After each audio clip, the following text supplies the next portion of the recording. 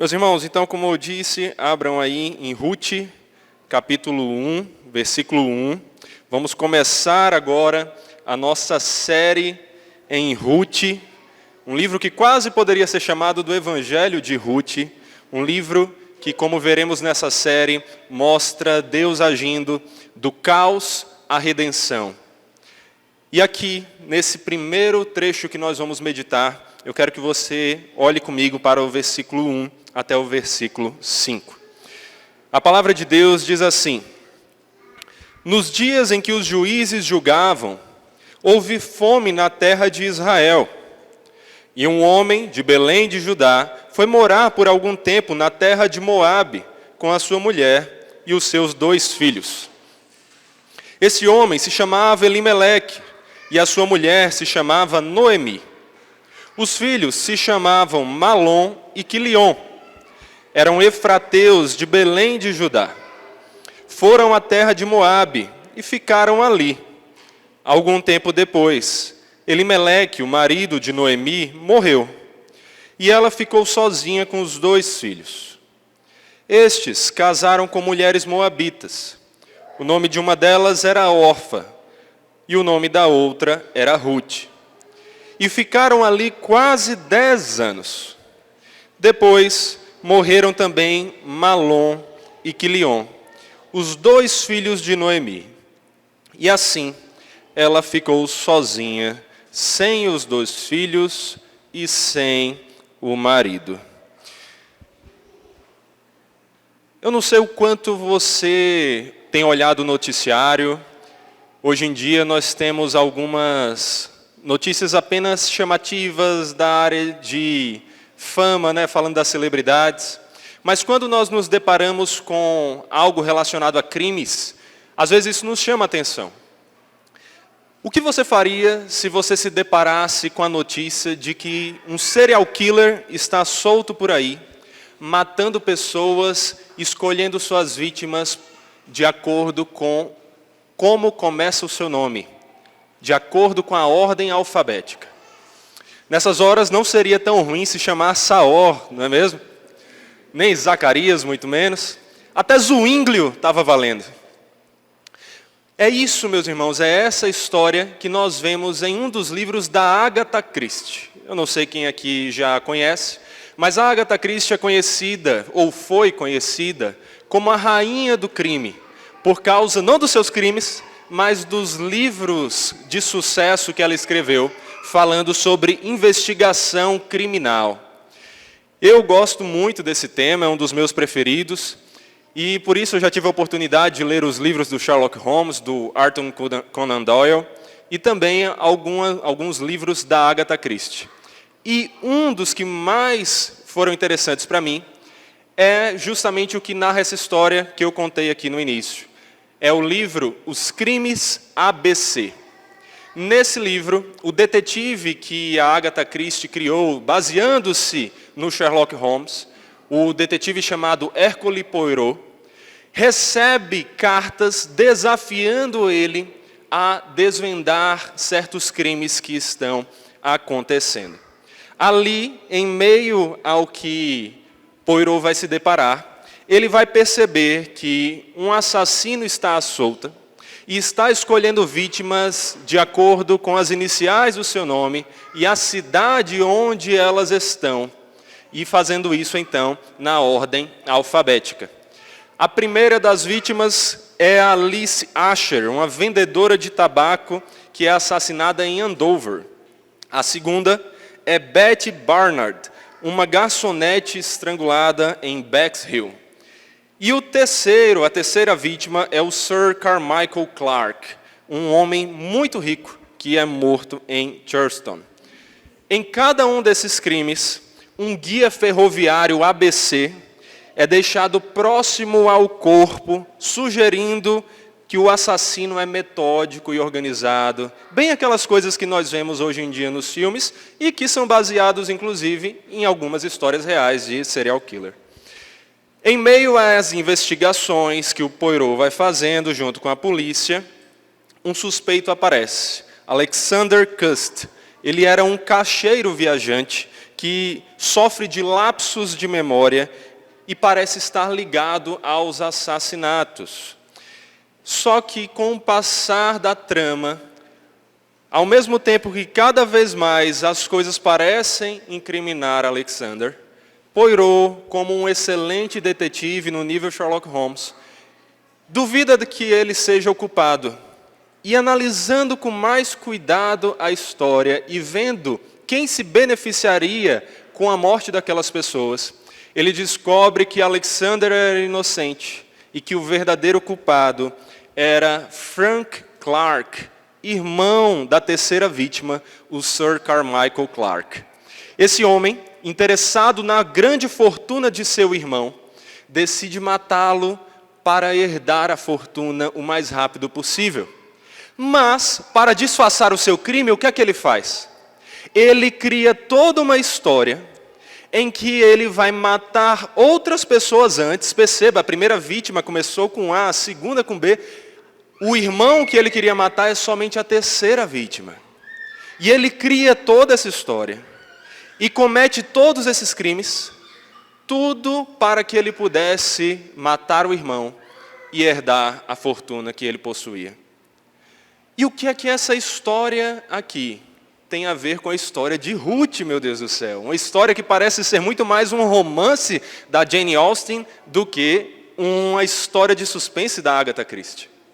É que nessa história dos crimes ABC, assim como outras que vemos por aí, e também aqui no livro de Ruth, nós vemos que a infidelidade nunca é a solução, mas a causa dos problemas.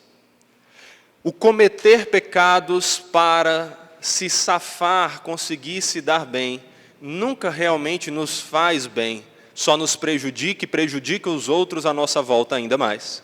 O homem queria a fortuna, para isso decidiu matar o irmão. Mas para conseguir fazer isso, ele teve que matar ainda outras pessoas. Infidelidade levando a mais infidelidade. E aqui na história de Ruth, nesses primeiros versículos que nós lemos, nós vemos também infidelidade não como a solução, mas como a causa de problemas. E isso porque, em primeiro lugar, o texto vai nos mostrar que a infidelidade costuma levar a ainda mais infidelidade.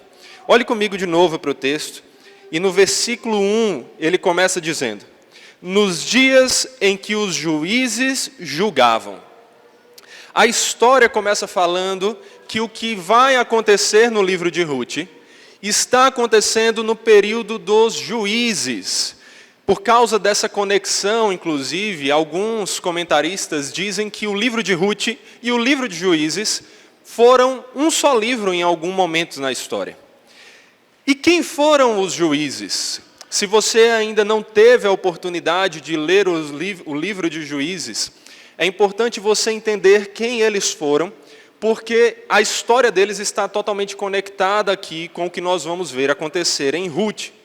Quando Moisés e, posteriormente, Josué morrem, os dois que foram líderes do povo de Israel, agora que Israel já chegou à terra prometida de Canaã, Deus levanta alguns homens que vão ficar conhecidos como juízes, para julgar o povo, libertá-los da opressão de povos inimigos e conduzir esse povo de volta a Deus.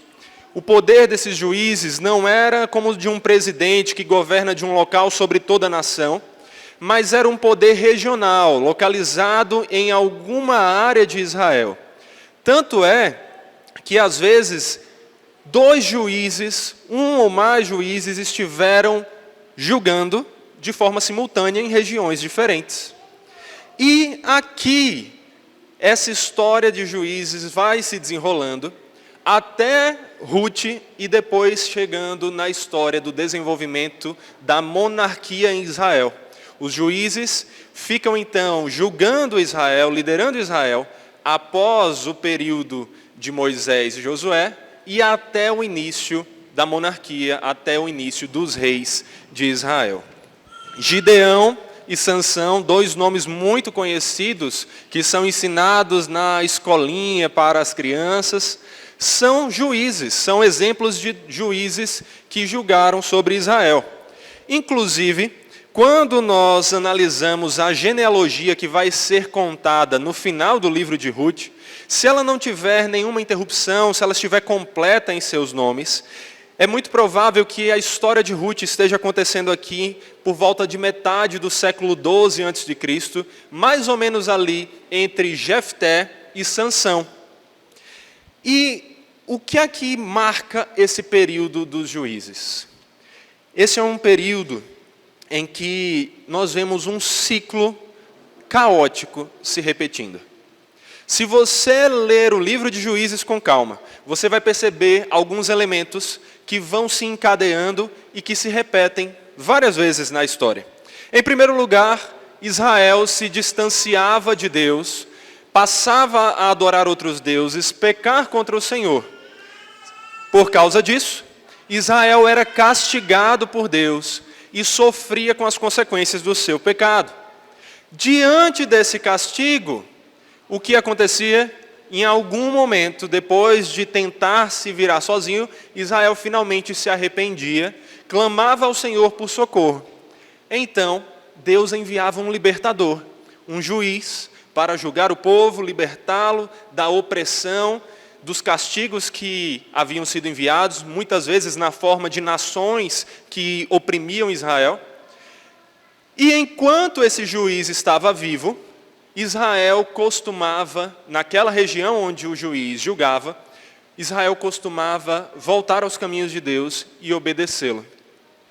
Mas, quando o juiz morria, e a nação que conviveu com o juiz morria, Israel, mais uma vez, se distanciava dos caminhos de Deus e passava a adorar deuses falsos. E tudo começava novamente. Se você lê o livro de Juízes em sequência, você vai perceber esse mesmo padrão. Abra comigo, sem fechar a sua Bíblia em Ruth, mas abra comigo em Juízes, capítulo 2, versículo 7. Juízes, livro de Juízes, o livro anterior a Ruth, no capítulo 2, versículo 7. Como eu falei, as histórias são muito conectadas e como nós teremos uma série de sermões em Ruth, é importante entendermos o que é que acontece na época dos juízes. Versículo 7. O povo serviu o Senhor todos os dias de Josué e todos os dias dos anciãos que ainda sobreviveram por muito tempo depois de Josué e que viram todas as grandes obras que o Senhor tinha feito por Israel.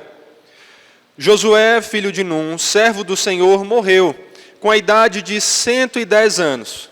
Foi sepultado em sua própria herança, em Timnat-Heres, na região montanhosa de Efraim, ao norte do monte Gaás. Toda aquela geração também morreu e foi reunida aos seus pais. E depois dela se levantou uma nova geração, que não conhecia o Senhor, nem as obras que ele havia feito por Israel. Então, os filhos de Israel fizeram o que era mal aos olhos do Senhor, servindo os Baalins. Deixaram o Senhor, Deus de seus pais, que os havia tirado da terra do Egito, e seguiram outros deuses, os deuses dos povos que havia ao redor deles, e os adoraram, e provocaram o Senhor a ira, porque deixaram o Senhor e serviram Baal e Astarote. A ira do Senhor se acendeu contra Israel, e ele os entregou nas mãos de ladrões, que os despojavam do que possuíam. Ele os entregou nas mãos dos seus inimigos ao redor, e não puderam mais resistir a eles. Por onde quer que fossem, a mão do Senhor estava contra eles para o seu mal, como o Senhor lhes tinha dito, e como lhes havia jurado. E estavam em grande aperto. Então, o Senhor suscitou juízes, que os livraram das mãos dos que os atacavam e roubavam. Mas eles não obedeceram aos seus juízes, pelo contrário, se prostituíram com outros deuses e os adoraram. Depressa se desviaram do caminho por onde andaram seus pais, na obediência aos mandamentos do Senhor, e não fizeram como eles. Quando o Senhor lhes suscitava juízes, o Senhor estava com o juiz, e os livrava das mãos dos seus inimigos. todos os dias daquele juiz. Porque o Senhor se compadecia deles, ante os seus gemidos, por causa dos que os afligiam e o oprimiam. Mas quando o juiz morria, eles voltavam a viver como antes, e se tornavam piores do que os seus pais, seguindo outros deuses, servindo-os e adorando-os. Não abandonavam nenhuma de suas práticas, nem a sua obstinação. Por isso, a ira do Senhor se acendeu contra Israel. Na verdade, meus irmãos, a conexão que nós vemos entre o livro de Juízes e Ruth nos lembra do lema principal do livro de Juízes, que se repete várias vezes no livro. Naqueles dias, não havia rei em Israel. Cada um fazia o que achava mais certo. Como você pode ver, esse era um período de caos, um período de pecados e castigos. É isso que acontece quando cada um faz o que quer, ao invés do que Deus, em sua soberania e sabedoria, quer. É isso que acontece quando nós achamos que sabemos mais do que Deus, o que é melhor para nós. Nós nos afundamos em um túmulo para nós mesmos. Então, em meio a isso tudo, o texto nos diz, lá em Ruth, capítulo 1, versículo 1, que houve fome na terra de Israel. A fome veio sobre a terra como castigo por causa da infidelidade do povo de Israel. A fome era um dos castigos mais usados por Deus para punir o seu povo em sua desobediência. E aqui parece ser justamente o que aconteceu. Havia fome naquela região porque o povo desobedeceu ao Senhor e estava adorando a outros deuses. A fome que veio sobre a terra era um dos castigos que o Senhor trouxe. E a infidelidade de Israel trouxe consequências que levaram a mais infidelidade ainda. A infidelidade levou a mais infidelidade. Qual infidelidade que nós vemos nesse texto, talvez você se pergunte? Por causa do fruto da infidelidade de Israel, Elimeleque e sua família vão cair em mais infidelidade. Olha como o texto continua dizendo. E um homem de Belém de Judá foi morar por algum tempo na terra de Moabe, com a sua mulher e os seus 2 filhos. Esse homem se chamava Elimeleque, e sua mulher se chamava Noemi. Os filhos se chamavam Malom e Quilion. Eram efrateus de Belém de Judá. Foram à terra de Moabe e ficaram ali.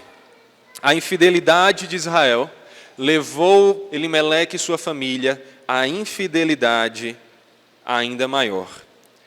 Qual é a infidelidade que eles cometem aqui? Elimeleque, cujo nome significava meu Deus é rei, ao invés de continuar confiando no Deus rei, que era o seu Senhor, e que havia escolhido uma terra, a terra de Israel, para ser a terra sobre a qual ele reinaria de maneira especial, ao invés de confiar na providência de Deus, Elimeleque deixa a sua terra, a região de Efrata, que ficava ali ao redor de Belém de Judá, e vai para a terra de Moabe, uma terra de paganismo. Moabe foi filho da primogênita de Ló com seu próprio pai. Você vê isso sendo narrado em Gênesis. E os descendentes de Moabe são um povo que se desviou logo dos caminhos de Deus e passou a adorar outros deuses, principalmente Baal-Peor. Esse povo teve uma história de muitos conflitos com Israel. Juízes 3, inclusive, narra em como uma dessas vezes de conflitos entre Israel e Moabe, por causa da desobediência de Israel, Deus os entregou nas mãos de um rei moabita chamado Eglon, que oprimiu o povo de Israel. Mas, diante do castigo, como o ciclo que nós já citamos, Israel se arrependeu, clamou por socorro a Deus, e então o Senhor levou um libertador. Eude, um dos juízes, foi usado pelo Senhor para livrar Israel de Eglon e ali dos moabitas. E Israel então viveu em paz durante 80 anos.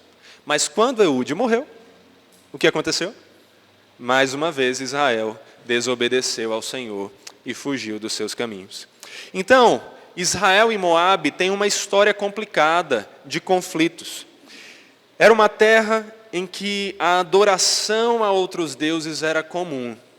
E o homem cujo significado do seu nome é meu Deus é rei, não confia nesse Deus rei, não confia no cuidado que o rei teria com a sua própria nação, com o seu próprio reino. E ao invés de lidar com as consequências do pecado dele, da sua família e do seu povo, da maneira que seria adequada, se arrependendo, ele tenta dar o seu jeitinho e vai buscar refúgio na terra dos inimigos, de ímpios que adoravam outros deuses. Ele vai então, por causa da infidelidade de Israel, levar a sua família a mais infidelidade ainda. E nós somos semelhantes muitas vezes. Quando nos deparamos com dificuldades na nossa vida, dificuldades advindas dos nossos próprios pecados, ao invés de tentarmos nos arrepender dos nossos pecados e encontrarmos perdão e solução em Deus, o que é que nós tentamos fazer? Resolver as coisas do nosso próprio jeito. Muitas vezes, quando mentimos para nos safar de algum problema, acabamos caindo numa cadeia de ainda mais mentiras. Você sabe muito bem como é isso. Mentiras levam a ainda mais mentiras. É um ciclo sem fim. Nós muitas vezes fazemos como Elimeleque. Ao invés de lidarmos com as consequências do pecado no mundo e dos sofrimentos que o pecado trouxe ao mundo, fazendo isso, nos colocando diante do Senhor de joelhos e clamando por misericórdia a Ele, nós tentamos dar um jeito com as nossas próprias forças. E foi isso que Elimeleque fez aqui. Mas perceba, se a infidelidade de Israel levou Elimeleque a mais infidelidade, a infidelidade de Elimeleque levou seus filhos a ainda mais infidelidade. Houve ainda um outro desenvolvimento. Isso por quê? Porque Malom e Quilion se casaram com mulheres pagãs, com mulheres que não adoravam Deus verdadeiro, mas falsos deuses. Olha o que está escrito no versículo 3 de Ruth. Algum tempo depois, Elimeleque, o marido de Noemi, morreu, e ela ficou sozinha com os 2 filhos. Estes casaram com mulheres moabitas. O nome de uma delas era Orfa, e o nome da outra era Ruth. E ficaram ali quase 10 anos. Se você observar o texto, você vai perceber que a intenção original de Elimeleque era passar apenas algum tempo ali. Quando você olha para os versículos iniciais, você vê que ele foi morar na terra por algum tempo. Ele foi peregrinar na terra de Moabe. A ideia então era de um período curto e temporário. Mas o texto vai nos mostrar que esse período se alongou, ele morreu, seus filhos se casaram com outras mulheres e continuaram ali por mais 10 anos. Ou seja, quando Elimeleque achou que iria dar um jeitinho só por um período curto, que rapidamente ele conseguiria resolver, era só um pecado curto e depois tudo se resolveria. Aquilo, na verdade, levou ele a ainda mais infidelidade e pecado, e ele permaneceu onde estava em desobediência ao Senhor, e seus filhos ainda mais, por muito tempo. Inclusive, Elimeleque, por causa da sua infidelidade, levou seus filhos a cometer ainda mais infidelidade, porque ele levou seus filhos para longe da terra onde eles encontrariam mulheres fiéis ao Senhor. Levou seus filhos para uma terra onde as mulheres adoravam a outros deuses. E o período que ele achava ser curto se prolongou ali e levou ao que seria quase que inevitável e que todos nós apostaríamos se tivéssemos que adivinhar o que iria acontecer. Jovens, solteiros, em meio a uma terra cheia de ímpios, o que eles fizeram? Casaram com ímpias. casaram com mulheres que não adoravam ao Deus verdadeiro. A infidelidade de Elimeleque levou seus filhos a mais infidelidade. Eles não deveriam ter se casado com mulheres que não adoravam ao Deus Yahvé. E é justamente isso que parece descrever essas mulheres, conforme nós vemos no versículo 15 do capítulo 1. Olha aí o versículo 15. Então Noemi disse: veja, a sua cunhada voltou para o seu povo e para os seus deuses. Vá você também com ela. Quando mais na frente, Noemi decide voltar para Israel, como nós veremos, ela diz para as suas noras voltarem para suas terras e seus deuses. Ou seja, o texto nos leva a entender que, como era de se esperar, as moabitas ali adoravam outros deuses e não ao Deus verdadeiro. Então, Malom e Quilion fizeram o que era desagradável a Deus. Casaram com aquelas que, ao invés de aproximá-los de Deus, iriam levá-los para mais longe. E isso é alguma coisa tão séria que foi alertado pelo Senhor lá em Êxodo. Êxodo capítulo 34, versículo 12 diz assim: abstenham-se de fazer aliança com os moradores da terra para onde vocês vão, para que isso não seja uma armadilha no meio de vocês. Pelo contrário, derrubem os altares deles, quebrem suas colunas e cortem os postes da deusa Azerá, porque vocês não devem adorar outros deuses, pois o nome do Senhor é zeloso. Sim, Ele é Deus zeloso. Não façam aliança com os moradores da terra, para não acontecer que, em se prostituindo eles com os deuses e lhes sacrificando, alguém os convide e vocês comam dos seus sacrifícios. Também para que não aconteça que vocês escolham para os seus filhos mulheres do meio das filhas deles, e estas, ao se prostituírem com os deuses que adoram, façam com que também os seus filhos se prostituam com esses deuses. Deus já tinha alertado o povo sobre esses perigos. Eles não deveriam escolher para si mulheres que adoravam outros deuses para se casar. E talvez, mesmo diante de tudo isso, você ache que não há tanto pecado assim no que Malom e Quilion fizeram. Mas você tem que entender o histórico que há entre os moabitas e Israel. Quando você olha para a história, você vê que em um certo momento, Balaque, um dos reis de Moabe, contratou Balaão, muito conhecido também, personagem muito conhecido, para que Balaão fizesse o quê? Amaldiçoasse os israelitas. Então olha aí Moabe e Israel já tendo um histórico. Balaque pede a Balaão para que amaldiçoe os israelitas. Só que Deus intervém. E o que é que Deus faz? Com que Balaão abençoe os israelitas. E isso se repete, ele tenta mais de uma vez convencer Balaão a amaldiçoar os israelitas, mas não consegue. Então, Moabe meio que desiste daquela estratégia, mas não desiste de seus planos de tentar vencer Israel. Ele tem uma nova ideia. E qual é essa ideia? É a que nós vemos narrado lá em Números 25, versículo 1.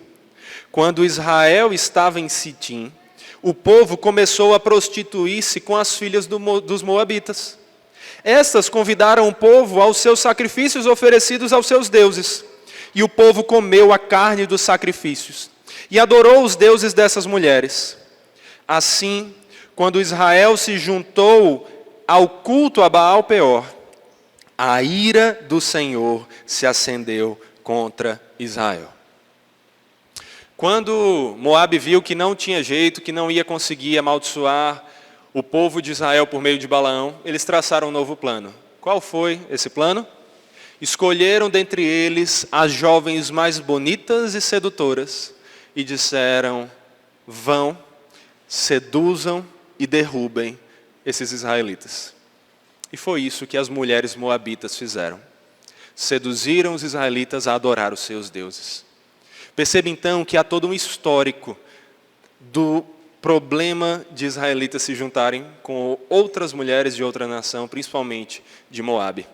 E eis que Malom e Quilion diante da infidelidade do seu pai, ao invés de se arrependerem, cometem mais infidelidade ainda e se casam com essas mulheres que adoram a deuses falsos. Aqui o que nós vemos é como a infidelidade nunca é a solução, mas sim a causa de mais problemas. E isso não é só para aquela época.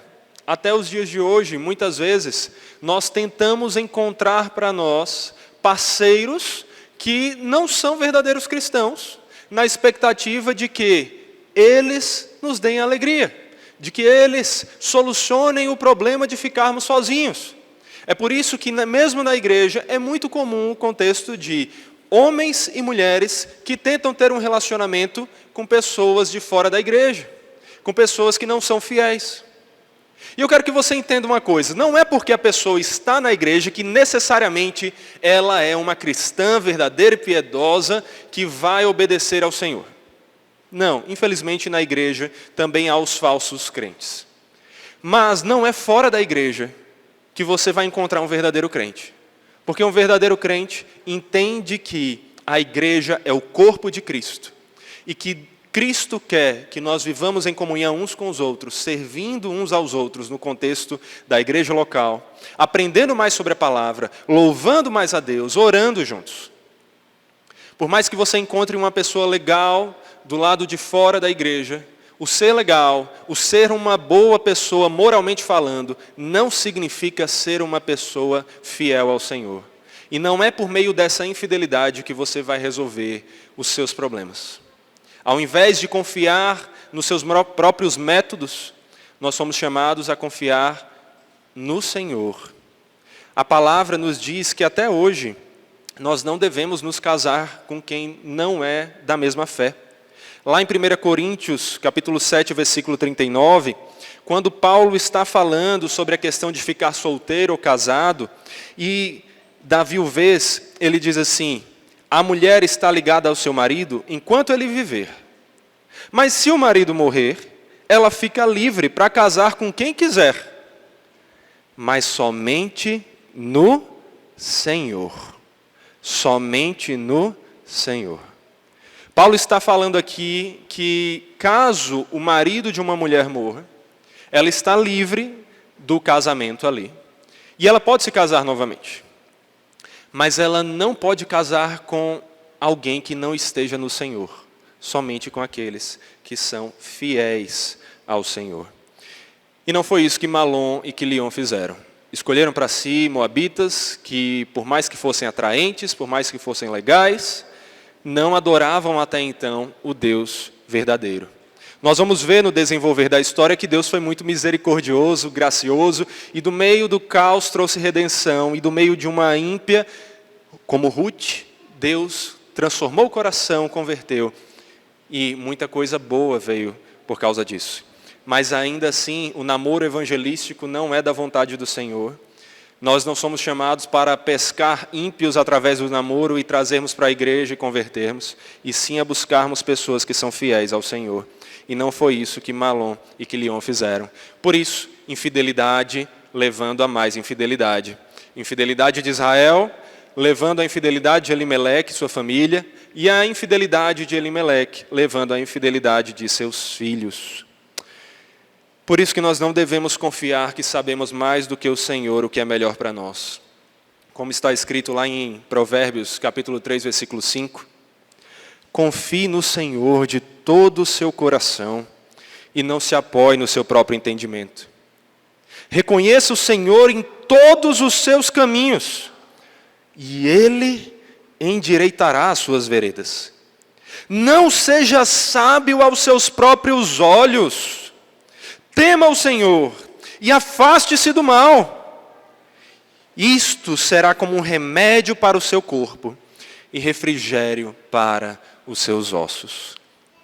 Ao invés de tentar resolver os seus problemas por meio de mais infidelidade, confie no Senhor e seja fiel a Ele, mesmo que para isso você tenha que se prejudicar por causa das consequências de pecado no mundo. Se no seu trabalho você é chamado a mentir para conseguir se manter empregado ali, porque as circunstâncias daquele trabalho e das consequências do pecado no mundo fazem com que isso seja necessário ali, não peque mentindo. Não ache que é por meio de infidelidade que você vai se manter bem diante do Senhor. Não ache que é desobedecendo ao Senhor que Ele vai lhe abençoar, cuidando de você. Seja fiel ao Senhor, mesmo quando precisar ser totalmente contra o restante do mundo e da sua sabedoria. Como os apóstolos vão dizer lá em Atos 5, antes importa obedecer a Deus do que a homens. Antes importa obedecer a Deus do que confiar na nossa própria sabedoria e no nosso próprio jeitinho. Mas Senhor, se eu não mentir, eu vou ficar sem emprego. Quantas vezes você já passou por algo semelhante ou conheceu alguém que passou? Mas Senhor, se eu não mentir, meu relacionamento vai terminar. Mas Senhor, se eu não colar na prova, como é que eu vou passar? Não é por meio de infidelidade, desobediência e pecado que você resolve sua situação. É melhor você ser fiel ao Senhor, arrependido dos seus pecados, lidando com as consequências e sofrer nas mãos do mundo, do que você ganhar o mundo inteiro e perder a sua alma. É isso que Jesus disse. Então, essa história nos mostra de forma negativa o que nós não devemos fazer. Devemos nunca olhar para a infidelidade como a solução, porque ela não é solução, ela é causa dos problemas. E a infidelidade, ao invés de resolver os nossos problemas, só nos leva a ainda mais infidelidade, mais mentiras, mais caos. Não tente resolver os seus problemas sendo infiel ao Senhor, mas confiando que o Senhor vai lhe guardar. Se você for chamado para mentir no seu trabalho, para mantê-lo, não minta. Seja fiel ao Senhor. E se você perder aquele trabalho, saiba, aquele que é dono do ouro e da prata vai cuidar de você e das suas necessidades. Porque o que você tem que fazer é priorizar o reino dele e a sua justiça. E o resto, ele cuida, ele acrescenta. Se para manter algum relacionamento você acha que tem que mentir, não minta, fale a verdade, mesmo que por causa da verdade aquele relacionamento se desfaça. Um homem traiu a mulher e até hoje não teve coragem de falar, confesse o seu pecado. Se você tiver que lidar com a consequência da dissolução do casamento por causa disso, ainda é melhor do que você continuar mentindo e pecando ainda mais contra o Senhor para solucionar. Mas se esse for o seu caso, ou se você conhece alguém que vive nessa situação, que pela palavra você entenda que o conselho é confessar e lutar para encontrar reconciliação. É confiar que o Senhor cuida de nós. Que em tudo você seja fiel ao Senhor. Até porque a infidelidade nunca é a solução, mas a causa dos problemas. Também porque a infidelidade traz consequências terríveis à nossa vida. A infidelidade traz consequências terríveis. Olha aí para o versículo 3 do texto. Diz assim: algum tempo depois, Elimeleque, o marido de Noemi, morreu, e ela ficou sozinha com os 2 filhos. Estes se casaram com mulheres moabitas. O nome de uma delas era Orfa e o nome de outra era Ruth, e ficaram ali quase 10 anos. Depois morreram também Malom e Quilion, os 2 filhos de Noemi. E assim ela ficou sozinha, sem os 2 filhos e sem o marido. E quando você olha para o versículo inicial, o que é dito? Nos dias em que os juízes julgavam, houve fome na terra de Israel. Infidelidades que trouxeram consequências terríveis. Quando, no versículo 1, você vê que houve fome na terra de Israel, e que um homem de Belém de Judá foi morar em Moabe, você precisa entender a gravidade disso por meio do significado do nome Belém. Belém, em hebraico, significa casa do pão. Eis que aqui, na casa do pão, estava faltando o quê? Pão. Por causa das consequências dos pecados de Israel, a casa do pão, uma terra que era fértil, uma terra conhecida por seus alimentos, apresenta escassez e a fome domina aquela região. Isso só nos mostra que não adianta confiarmos nos nossos próprios recursos ou nos recursos e ações que o mundo toma. Não são as nossas forças e ações que trazem os verdadeiros resultados. Tudo depende do Senhor abençoar ou não. Não importa se você tem o melhor emprego do mundo. Não é isso que vai garantir o seu sustento, mas o Senhor abençoar ou não. Não importa se você acha que naquela pessoa você vai encontrar o melhor parceiro do mundo. O que importa é a fidelidade ao Senhor, porque é Ele quem abençoa os relacionamentos. Não importa o quanto você confia na sua própria saúde, porque você se alimenta bem, você dorme bem, você faz exercícios, que são coisas boas, perceba. Mas se você acha que são essas coisas que vão garantir a sua saúde, você está confiando mais em si mesmo, mais em suas ações, do que na soberania de Deus, que é quem determina os resultados. Isso significa que você não deve agir de acordo com a sua responsabilidade humana? Não, não é isso, você tem. Faça o seu melhor. Busque trabalhar bem para garantir um bom trabalho, um bom emprego que dê recursos para a sua família. Cuide do seu corpo, oramos por isso. Se exercite, se alimente, durma bem para ter saúde e disposição. Estude, leia para ter conhecimento para servir a Deus. Mas não são essas coisas nas quais você deve colocar a sua confiança, e sim em Deus. Você pode trabalhar da melhor maneira possível, com todo empenho, ser um workaholic, viciado em trabalho, e ainda assim perder o seu emprego. Você pode cuidar da sua saúde, se alimentando bem, dormindo bem, fazendo exercício, correndo maratona, fazendo dieta, tudo que existe, e ainda assim adoecer. Você pode fazer qualquer tipo de investimento e mesmo assim não obter os resultados que espera. Porque não são as suas ações que determinam os resultados, e sim o Senhor. Ele determina os resultados da nossa vida. E é isso que o texto vai mostrar aqui. Na casa do pão, onde talvez você dissesse, se eu for para essa cidade, eu e minha família vamos ter estabilidade. Se nós nos mudarmos para os Estados Unidos, tudo está resolvido, é um país de primeiro mundo, lá não teremos problemas.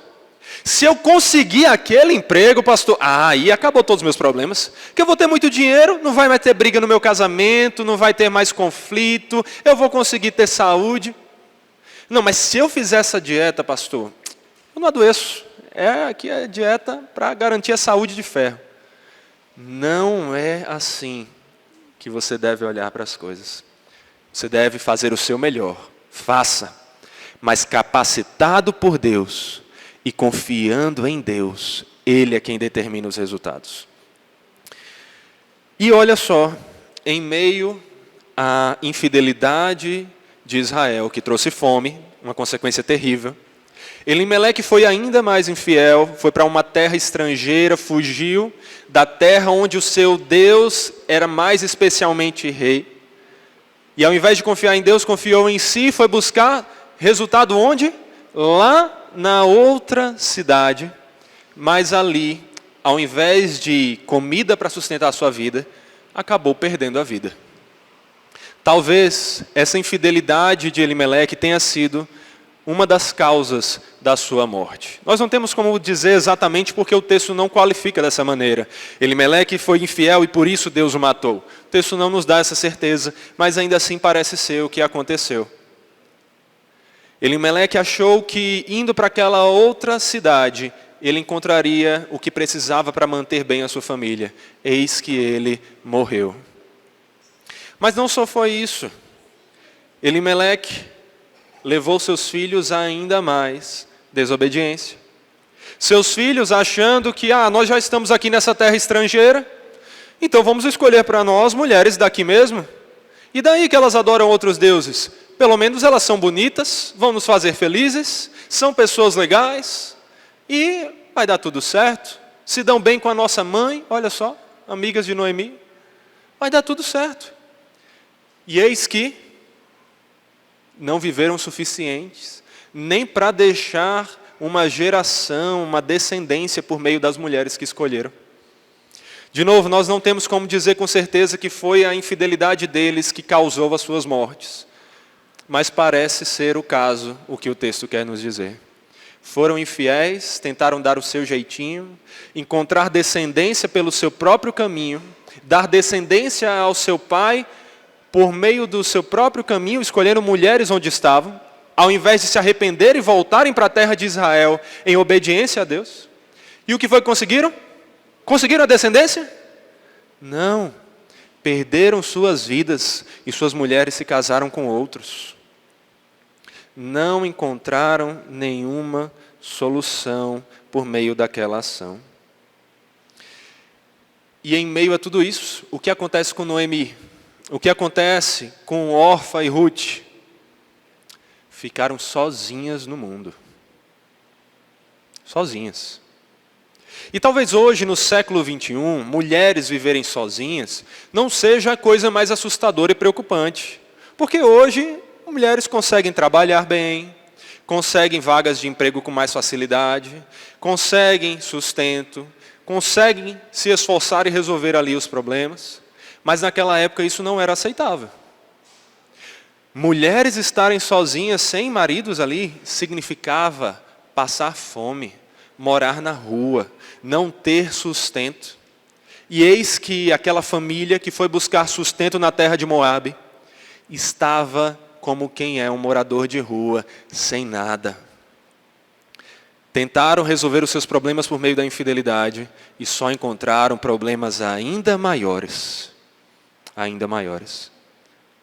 O que é que ia ser feito de Noemi, de Orfa e de Ruth? Se você já leu o livro de Ruth, você sabe, aqui não é spoiler, não tem que ficar com medo de contar spoiler para vocês da história de Ruth, não é verdade?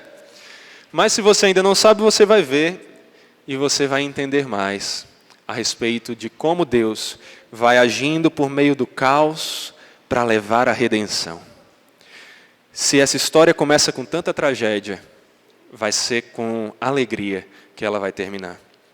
E aqui ela nos ensina muito. Nos ensina que mesmo nas situações difíceis da vida, nós precisamos ser fiéis ao Senhor. Ser fiel ao Senhor não é somente para quando está tudo fácil. O Senhor está abençoando meu emprego. O Senhor está abençoando meu casamento. O Senhor está abençoando minha saúde. Então é claro que eu vou para a igreja. Vou ofertar com alegria, eu tenho muito dinheiro que Deus me dá. Vou para a igreja de manhãzinha cedo com alegria porque eu durmo bem e eu tenho saúde. Vou para a igreja com minha família porque minha família é uma bênção. É fácil, né? Obedecer ao Senhor quando está tudo bom. Mas o texto nos mostra que essa fidelidade não é somente para quando está tudo bem. Mesmo em meio ao caos, Deus espera fidelidade àquele que é a própria solução e a única solução para o caos, o único Redentor. Então, se sua saúde piorar, se você perder o seu emprego, se houver conflitos nos seus relacionamentos, não tente resolver nada disso por meio de infidelidade, desobediência e pecado. Confie no Senhor. Seja fiel ao Deus fiel. E Ele vai guardar você. Mas Saul, eu não sei o que é que eu vou fazer para conseguir esse emprego melhor.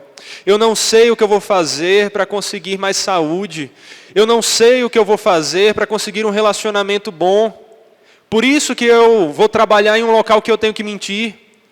Por isso que eu tento confiar a minha saúde a todos os medicamentos que eu vejo por aí, todos os tratamentos alternativos. Por isso que eu escolho me relacionar com quem não é crente, porque se eu não fizer isso, quem fará?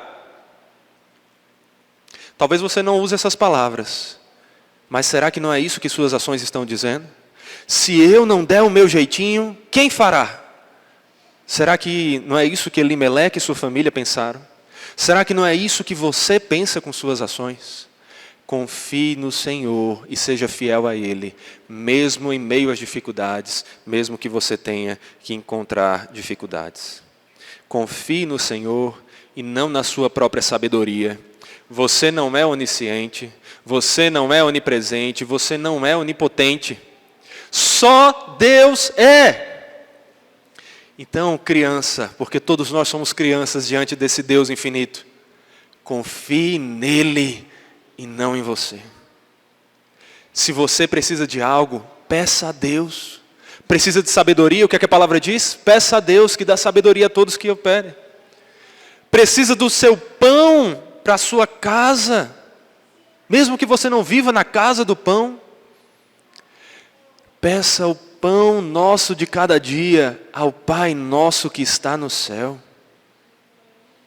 Precisa de paz nos seus relacionamentos. Peça àquele Deus que é o Deus da paz e cuja paz excede todo entendimento. E quando você se deparar com consequências de seus pecados, quando as consequências do seu pecado estiverem presentes na sua vida, não tente resolvê-las com ainda mais infidelidade, não tente fugir delas. Seja fiel a Deus. Se arrependa do seu pecado. Quando você for castigado por causa de algum pecado seu, se arrependa. Diga: Senhor, eu pequei, o Senhor me fez reconhecer. Eu peço perdão ao Senhor, mas pelos méritos de Cristo. Porque, como falamos mais cedo, sabemos que Jesus é o nosso advogado que intercede por nós diante do justo juízo, nosso Pai. E que se confessarmos os nossos pecados, Ele é fiel e justo para nos perdoar os nossos pecados e nos purificar de toda impureza. É assim que nós temos que lidar com os nossos pecados e vivermos em fidelidade ao Senhor. Olhe para Jesus como o exemplo máximo. Jesus sofreu dores que você jamais vai saber o que são. Foi tentado durante 40 dias no deserto, foi humilhado pelos homens, sofreu dores alucinantes ali naquela cruz, e mais do que tudo, Ele sofreu a ira de Deus, que deveria cair sobre você e sobre mim. Mas em tudo, Ele disse: Senhor, que seja feita a Tua vontade e não a minha. Olhe para Jesus. E se você ainda não tem Jesus como seu verdadeiro Senhor, ou se tem da boca para fora, mas tem vivido mais infidelidade e de acordo com a sua própria sabedoria, se arrependa agora dos seus pecados. Confesse ao Senhor que você tem confiado mais nos seus próprios métodos e soluções. Peça perdão, se decida a resolver e pôr um fim a esse pecado. E em Jesus, encontre a solução para os problemas, porque na infidelidade você só vai encontrar a causa, ainda mais problemas. Meus irmãos, apesar de até aqui essa história parecer apenas um drama cheio de caos, ela não para aqui. Ela avança e a história de Ruth nos mostra do caos à redenção. Porque, como poderemos ver ao longo das próximas pregações, Deus age mesmo em meio ao caos. E Ele dá forma à justiça e à bonança. Ele nos faz bem-aventurados nele, mesmo quando as coisas e as circunstâncias parecem nos fazer mal. Até porque, meus irmãos, se essa história começou mostrando que Noemi perdeu seus 2 filhos, aqueles a quem ela vai chamar de bebê, inclusive, com o avançar, nós veremos que Noemi vai ganhar um outro bebê, um outro descendente, por meio do qual virá e veio aquele bebê que é o próprio Deus. Se essa história começa conectada ao livro de Juízes, onde não havia rei em Israel e onde cada um fazia o que achava melhor, ela vai avançar para nos mostrar aquele descendente por meio do qual veio o Rei dos Reis, o Senhor dos Senhores, o Rei da paz, o Rei da glória, o Rei dos céus, o Rei que nos santifica e transforma a nossa vontade. Se essa história começou mostrando que estava faltando pão na casa do pão, ela avança para nos mostrar que por meio desses personagens, dessas pessoas, veio aquele que multiplicou o pão e não deixou o povo passar fome. Aquele que era chamado do próprio pão da vida, que nos alimenta espiritualmente para que tenhamos vida verdadeira e plena nele. Aquele que instituiu a sua santa ceia e que disse que o pão que nós comemos representa o corpo dele que foi esmagado em nosso lugar, para que não mais tivéssemos que enfrentar as consequências do nosso pecado, a morte, mas nele tivéssemos doce vida e salvação eterna, como nós vamos desfrutar, simbolizando já aqui, aquilo que já começou e que um dia será consumado. Oremos. Santo Deus, Pai do pão da vida, nos dê desse pão, nos dê de Jesus, nos alimente do Senhor Jesus, para que nele nós encontremos a verdadeira vida, o alimento espiritual, a salvação, aquilo que o nosso corpo precisa, aquilo que a nossa alma precisa. Que nele nós tenhamos tudo, Senhor, para vivermos conforme a Tua vontade, governados não por juízes, nem por reis terrenos, mas pelo Rei dos Reis, que é o nosso Senhor e Salvador.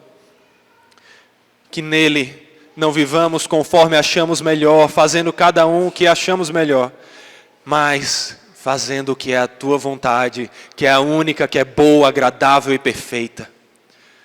Nos alimente por meio da Tua palavra, nos transforme por meio do Teu Santo Espírito, nos faça como Jesus Cristo, o nosso alvo, o nosso Senhor, o nosso Salvador. É em nome dele que nós pedimos e agradecemos. Amém.